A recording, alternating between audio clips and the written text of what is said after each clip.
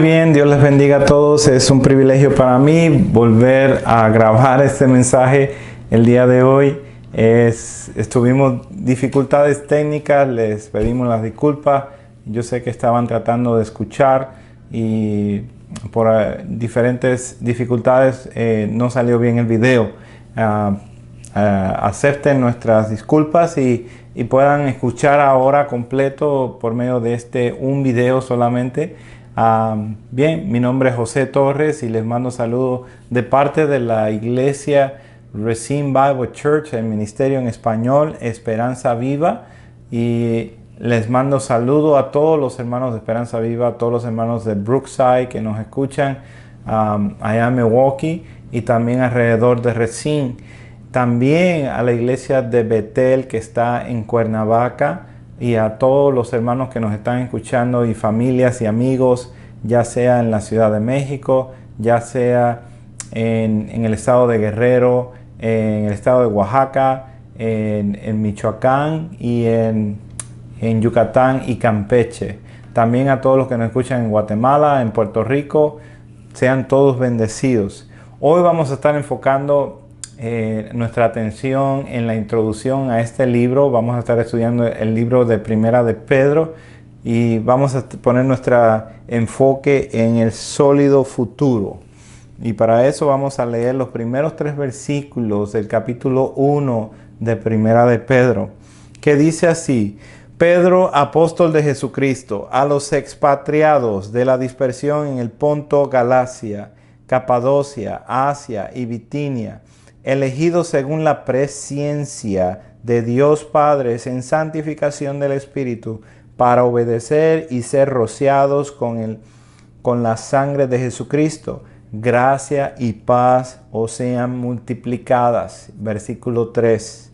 Bendito el Dios y Padre de nuestro Señor Jesucristo, que según su grande misericordia nos hizo renacer para una esperanza viva por la resurrección de Jesucristo de los muertos. Padre, en esta hora te rogamos que aquello que no sabemos nos enseñe, aquello que estamos peleando, batallando, nos ayude, Señor, a poder sobrepasar y poder entender y colocar nuestra vida debajo de tu autoridad, de la autoridad bíblica, Señor. Gracias por estos momentos que nos permites tener esta grabación. Bien, en este día estaba hablando acerca de lo que sucedió en Juan capítulo 5. Juan capítulo 5, la palabra de Dios enseña acerca de un hombre que era paralítico de 38 años de edad, el cual se encontraba esperando un milagro en su vida. Él esperaba que en un estanque que bajara un ángel y que el ángel, cuando moviera las aguas, según esta era la tradición, según esto era la creencia, que el primero que tocara esas aguas se iba a sanar. Este hombre era paralítico toda su vida. Entonces él quería llegar a ese estanque y poder ser sano. No pongamos nuestra atención en cuanto al milagro que estaba buscando este hombre, sino el enfoque que nos da Juan para entender cómo reacciona el ser humano. El Señor Jesucristo apareció a este hombre paralítico para decirle y preguntarle si quería ser sano. La respuesta de este hombre fue lo interesante de esta historia. El hombre le respondió a Jesús dejándole saber que lo que él necesitaba era que alguien le ayudara a ir al estanque para que de ahí pudiera él agarrarse y meterse al agua y ser el primero y ganarle a todos los que trataban de tomar ventaja. Él quería ser sanado de la forma que él conocía, de la forma que había creído. Quería estar satisfaciendo su propia necesidad por medio de ese estanque. Mas sin embargo, aquí está Cristo, que es el agua viva, el agua que corre, no el agua estancada, el agua viva, ofreciéndole sanidad. Y él no se lo está aceptando. Mas sin embargo, el Señor, a pesar de la condición de este incrédulo, a pesar de su corazón completamente lejos de Dios, Jesucristo lo sana para sus propósitos de Jesucristo. Y este hombre se pudo levantar, pudo caminar, pudo incluso levantar su lecho y andar. Lo que no podía hacer este hombre era reconocer quién le había sanado. Él tenía sus esperanzas puestas en aquel milagro que estaba buscando, mas sin embargo cuando le sucede esto, lo toma completamente desprevenido y no entiende que Jesús, el creador de su propio cuerpo, lo había sanado. Y cuando le piden cuenta quién te sanó, no podía responder. Mas sin embargo, esto es lo que mucha gente hoy día están viviendo. Están buscando sanidad, están buscando paz en su corazón, en ideas de seres humanos, en cosas, en ideologías, en tradiciones que el ser humano busca satisfacer. Pero cuando Dios mismo habla a sus vidas y les dice, sed salvo, arrepiéntete, deja de caminar de la forma que estás caminando, oye el Evangelio, oye la voz de Cristo, no responden. El creyente verdadero, a lo contrario de esto, debe de ser la persona más esperanzada en toda la faz de la tierra. Son las personas con más esperanza. Tienen la certeza de lo que es, de lo que va a ocurrir. Ellos están seguros de que Dios va a recrear todas las cosas, de que Dios va a hacer todas las cosas nuevas, de que no va a haber más llanto, de que no va a haber más dolor, de que ya no va a haber cuerpos desformados y paralíticos, ya no va a haber nada de eso, pues Dios, aquí todas las cosas las va a hacer nueva. Y este creyente espera con gozo lo que Dios va a hacer. Espera con gozo lo que aún no ha visto, pero lo espera con gozo. Es entonces el creyente, el que es verdadero creyente, el que va a tener un sólido futuro según las promesas de la palabra de Dios. Por eso vamos a estudiar esta carta de Primera de Pedro. Pedro escribe entre los años 62 y 64, casi 30 años después de haber conocido al Señor Jesucristo, de haberlo seguido, de haberlo visto morir y de haberlo visto resucitado. Él escribe a los expatriados en el Ponto de Galacia, de Capadocia, de Asia y de Bitinia. Y él les escribe a estos hermanos que se encuentran bajo una crisis de persecución en la parte norte de Asia Menor, lo que es Turquía hoy día. Y les escribe para animarles, para exhortarles, para que por medio de esta situación que están viviendo, ellos puedan crecer en fe, puedan crecer en el conocimiento de Dios, a ver la realidad como la presenta Dios, a ver la solidez de la salvación que Dios ha hecho en sus vidas. Y como todo Dios está envuelto en la salvación completa, Dios el Padre, el Espíritu y Cristo. Y eso lo miramos en el versículo 2 cuando leemos, elegido según la presciencia de Dios Padre. Aquí está Dios Padre en santificación del Espíritu. Aquí está el Espíritu para obedecer y ser rociados con la sangre de Jesucristo. Aquí está el Hijo. Así que todo el trino Dios está íntimamente relacionado en la salvación de aquellos que son los creyentes. Todo el trino Dios está ligado, y los hermanos del norte de Asia Menor debían ser reafirmados en estas verdades a la gran esperanza, para mirar el mañana como algo concreto, como algo sólido. Por eso hoy vamos nosotros a ver 3 razones por las cuales podemos mirar un sólido futuro. Esas 3 razones las vamos a ver en el versículo 3, que dice así: bendito el Dios y Padre de nuestro Señor Jesucristo, que según su grande misericordia nos hizo renacer para una esperanza viva por la resurrección de Jesucristo de los muertos. Estas tres razones son misericordia, renacimiento y resurrección. Vamos a ver la misericordia de Dios. La misericordia. Dice, toda la obra de salvación es por la misericordia de Dios. Pedro fue testigo una y otra vez de la misericordia de Dios a través de Cristo, el Hijo de Dios. Ahora, ¿qué es misericordia? ¿Cómo respondemos a esta pregunta? Es la bondad y el amor de Dios al culpable y miserable pecador.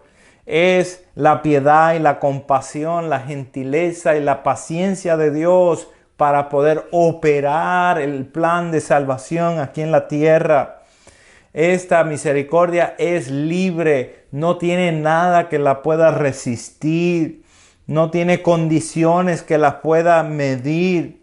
Es una misericordia alta, muy alta, es absoluta, cubre todas las áreas de la vida humana, no solamente la salvación. Dios se vuelve Dios de todas las áreas del ser humano. La misericordia general la vemos en la misma creación. Dios hace salir el sol para justos e injustos. Es el amo siendo compasivo con su esclavo. Es el juez otorgando perdón a un culpable. Esto es la misericordia. Para poderlo entender un poquito mejor, vamos a ir a lo contrario de la misericordia. La ira de Dios. La ira de Dios, y ella la conocemos por medio de las Escrituras. Es la forma que las Escrituras nos presenta la ira de Dios a través del diluvio, por ejemplo, en los días de Noé, que llenó la tierra de agua hasta los montes más altos, hasta los picos más altos fueron cubiertos. Y Dios, de los millones de personas que habían en la tierra, sobre la faz de la tierra, solamente dejó vivir 8 personas que estaban dentro del arca. Fueron ciudades como Sodoma y Gomorra que fueron destruidas por la ira de Dios, el juicio de Dios sobre la tierra. Y en diferentes ocasiones, tanto en la Biblia como en ocasiones de desastres de naturaleza, ha sido el juicio de Dios sobre la faz de la tierra. La enfermedad y la muerte representan la ira de Dios en contra del pecado, en contra de nuestra maldad. Es el castigo eterno que tenemos de parte de Dios. Es en la cruz del Calvario que vemos explícitamente la ira de Dios como a su propio Hijo, que no cometió pecado, lo hizo pecado, lo trató como pecado para castigarlo. Y Dios quebrantó en su Hijo, aún su Hijo en anticipación de este momento, sudó con sangre anticipando este momento. Así de poderosa es la ira de Dios. Así de grande, así de fuerte. Y así de grande y así de fuerte es la misericordia de Dios. Según su grande misericordia, dice el apóstol Pedro. Juan dice, porque de tal manera amó Dios al mundo. Santiago dice de que por su voluntad. Pablo dice de su gran amor y su gran misericordia. Él se acercó a nosotros, movidos por su misericordia. Nosotros no podíamos acercarnos a Él. Él se acercó a nosotros.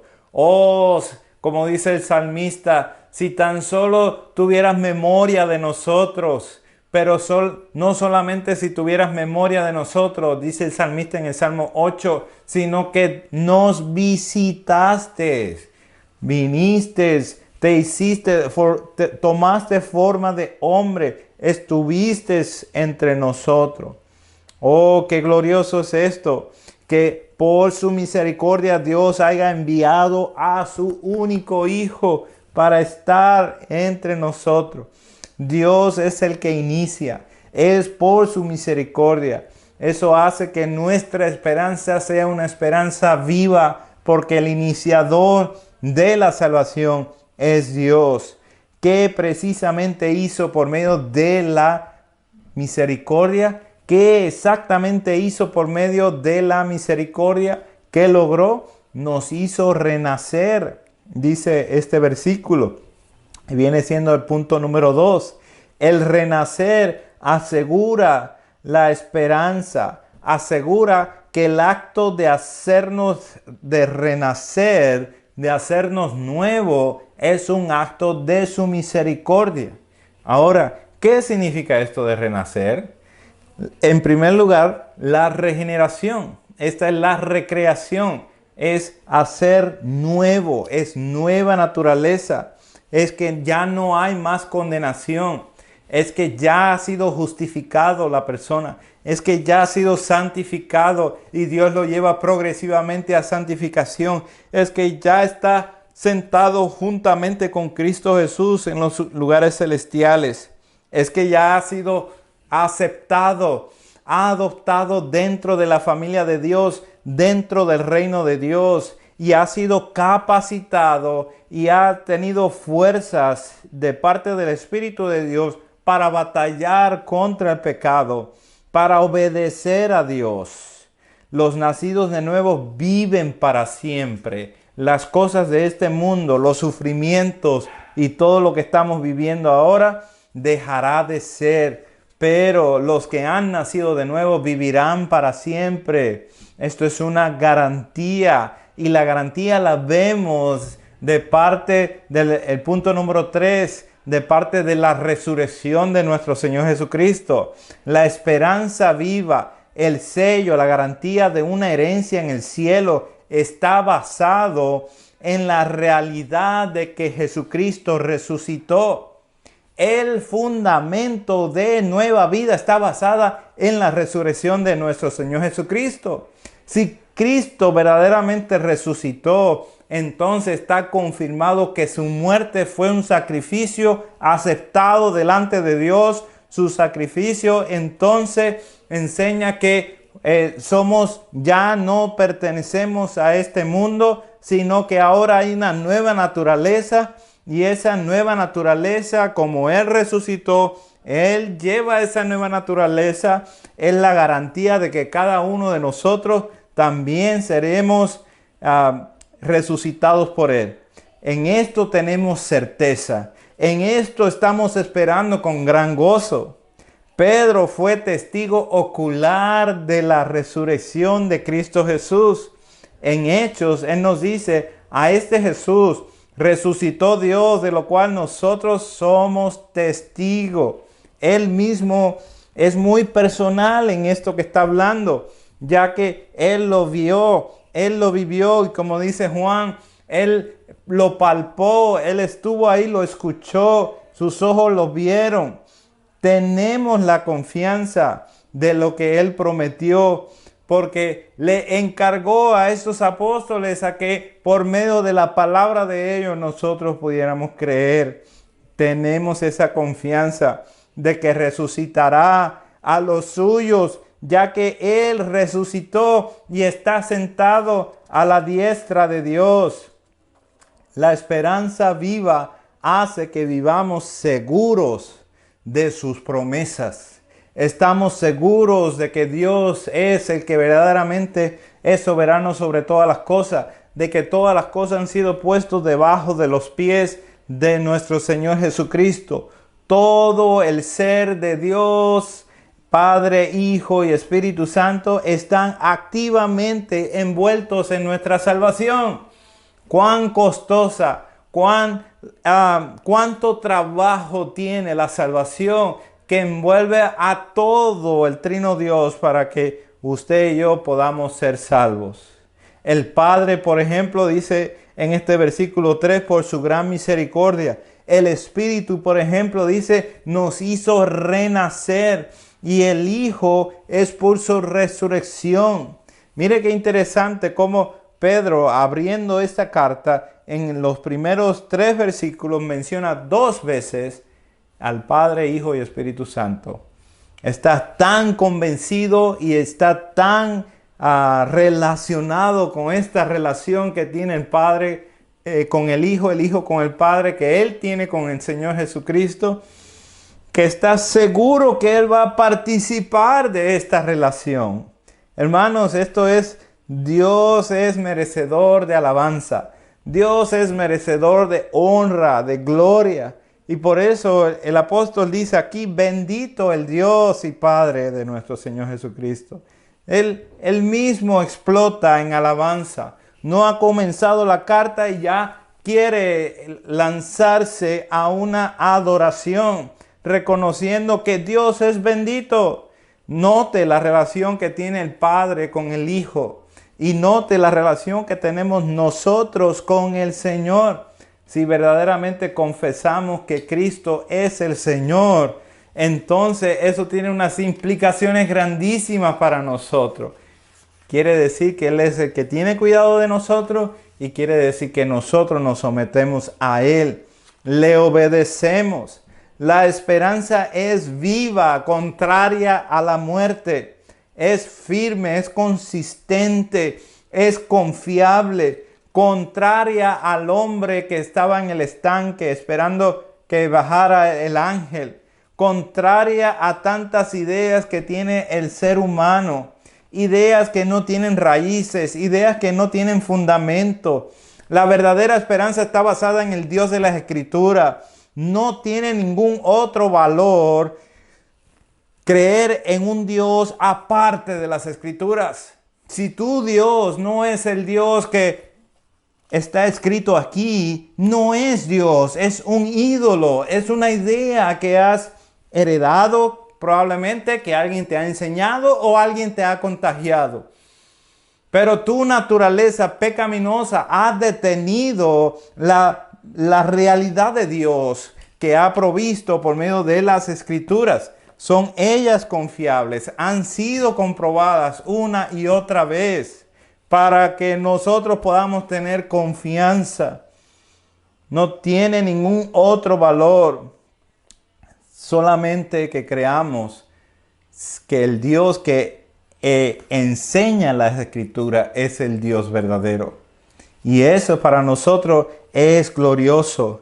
Esto es lo que hace Dios en el nacimiento nuevo. Esto es lo que hace Dios por medio de la resurrección de Cristo Jesús. Nos trae a una nueva naturaleza, a una nueva vida, a creerle a Él, a tener oídos para oír, a tener ojos para ver, a tener un corazón que palpita por Él. Y nacemos de nuevo por su grande misericordia. Para concluir, si Cristo es tu Señor, si Dios y Padre del Señor Jesucristo es tu Dios y tu Padre, si eres recipiente de su misericordia, si has nacido de nuevo, si has sido aceptado dentro de su familia, entonces posees esperanza viva. Tu realidad es firme y estable y es duradera. Así que vive de acuerdo a esta esperanza. Vive de acuerdo a la esperanza que Dios te ha llamado, que Dios te ha enseñado. He aquí por un poquito vamos a estar aquí. He aquí por un poquito las cosas van a terminar. Pero la palabra de Dios, sus promesas, el carácter de Dios, Dios mismo permanece para siempre. Vivamos con esta garantía de que ya está todo hecho, de que todo se ha preparado, de que Dios nos ha invitado a participar de su vida, de su relación, de que la garantía está en la resurrección de nuestro Señor Jesucristo y que vamos a vivir con Él para siempre.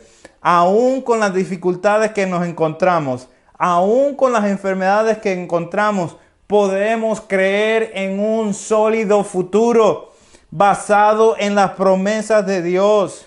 Cristo vino al mundo a salvar a pecadores. Cada uno de los que ha despertado Él son despertados para Él, para sus propósitos. Olvídate de que cuándo se va a acabar todo esto que estamos viviendo, de esta crisis.